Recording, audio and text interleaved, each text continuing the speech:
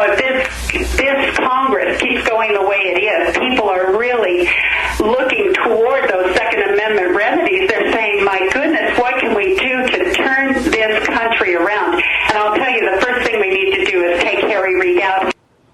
And when you say take Harry Reid out, do you mean using one of those Second Amendment remedies you keep talking about? Because that sound clip was Republican Senate nominee Sharon Angle talking on a conservative radio show in January. But she used the same odd Second Amendment language at the end of last month when she told the Reno Gazette-Journal this, quote, "The nation is arming. What are they arming for if it isn't that they are so distrustful of their government? They're afraid they'll have to fight for their liberty in more Second Amendment kinds of ways." That's why I look at this as almost an imperative. If we don't win at the ballot box, what will be the next step? What will be the next step, Sharon Angle? Sharon Angle has at least twice in the last 6 months threatened that Americans could use weapons to achieve their desired political outcomes if they can't get them through voting. We also have learned from reporting in the Wall Street Journal and Talking Points memo that for at least 6 years, Sharon Angle was a member of the Independent American Party of Nevada. What's the Independent American Party of Nevada? Stop me if you've heard this before. Stop the North American Union. Now, there isn't actually an North American Union. It doesn't actually exist, but lots and lots and lots of conspiratorial folks on the right think that it must be stopped, even though it doesn't exist. Also, get the U.S. out of the United Nations and end the IRS and stop any form of national ID cards, including Real ID, Pass ID, and mandatory biometric identification and chipping for citizens and their property/animals. Stop forcing Americans to be microchipped. Also, the North American Union. Sharon Angle was a member of this party for 6 years before switching her affiliation to Republican and then ultimately winning the Republican nomination for the United States Senate from the great state of Nevada, a race that she might win as long as no one reports too much on the crazy braid your own beard hair, be afraid of fluoride beliefs that she has been cooking up on the far right fringe of politics for her whole political career before now. My friend and colleague Chris Matthews has a new hour-long documentary that's premiering here tomorrow on MSNBC. It's all about the new right in America. Here's a little clip from the documentary on the roots of today's new right in the conspiratorial mire of recent American history. The roots of the new right lie in the anti-communist conservative groups of the 1950s. Fundamentalist preacher Billy James Hargis's conspiracy-minded Christian crusade was broadcast on hundreds of radio and TV stations. I have just signed a contract with one of the biggest record companies in America. I'm producing 3 anti-communist albums for them in the next 12 months for national distribution. And in the late 1950s, a group of citizens banded together to weed out communists from American society. The John Birch Society, named after an American missionary killed by Chinese communists, also opposed civil rights and other liberal initiatives. In a 1961 appearance on Meet the Press, the Society's founder, former candy magnate Robert Welch, made an argument that sounds very familiar today. But what we're trying to do is to restore what's been lost of a constitutional American republic as our founding fathers gave it to us. Welch was staunchly anti-communist and went further than Joe McCarthy, fingering President Eisenhower and his brother Milton. Well, you said, for example, in my opinion, the chances are very strong that Milton Eisenhower is actually Dwight Eisenhower's superior and boss within the Communist Party. Okay. Just as today's Tea Partiers are working to get their own candidates elected, the John Birch Society became active in mainstream politics. In the 1964 presidential campaign, they rallied behind Barry Goldwater, the arch-conservative Republican candidate for president. I would remind you that extremism in the defense of liberty is no vice.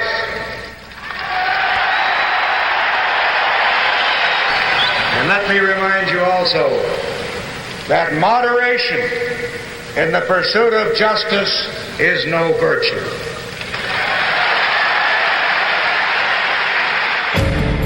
It was clear that Goldwater was taunting critics who had been attacking him for being an extremist. But his battle cry was used just this year by vandals who put a brick through the glass door of a New York County's Democratic Party headquarters after the health bill passed. At the time, Goldwater was too extreme for most of the country. He was trounced by President Lyndon Johnson. The voice of the people was heard in the land. Joining us now is Chris Matthews, the host of the Hardball documentary, The Rise of the New Right, which premieres tomorrow at 7 o'clock Eastern. Hey, Chris, congratulations on this. Well, thank you. And you've given it a great introduction, or I should say Sharon Angle has. Her statement about the Second Amendment remedies and the need or perhaps the plausibility of taking out Harry Reid. You hear it from the Tea Party people. You see them with the Gadsden flag, don't tread on me. You hear it from the militia, from the birthers, from the patriot groups, the oath takers, the oath keepers. They all have one resonant statement. The United States has been taken over by a foreign power. There's a tyranny in Washington. It's illegitimate. It's led by a person who's not an American. He may be a Muslim. He may be a Nazi, whatever. It's not America. Anything goes. And by the way, when you resort to the Second Amendment to take out your government officials, can you go any further than that? I wonder. You know, in seeing the way that you juxtapose that historical clip that we just played with, for example, the birthers, and when you draw those connections between this, them all thinking that there's some foreign and illegitimate power that needs to be, that's usurping legitimate American authority, it just reminds me that there's a lot to the communists in the State Department stuff that sounds like the Kenyan in the White House stuff. Isn't it sort of hitting the same hot buttons for Americans? Well, of course, it's the paranoid history of America. But, you know, there's two. I always like to tell this to people who care about America, like your audience. There's two armies that march almost side by side through American history. There's the Progressive Army that led for abolition, that fought the Civil War, the good guys in the Civil War. And then, of course, those who really pushed for Reconstruction afterwards, like Thaddeus Stevens and the good guys, the radical Republicans of that day. And alongside is this other army, the Know-Nothings, and then the Klansmen that came along later. And then you go through the 20th century. It's the same pattern. It's the progressives moving a step or two ahead of this reactionary army that rides right below them, sort of camp followers, playing off the dispossessed, those who resent change. It's same with sexual orientation today. There's always going to be another group growing along saying this threatens traditional marriage. This threatens something here.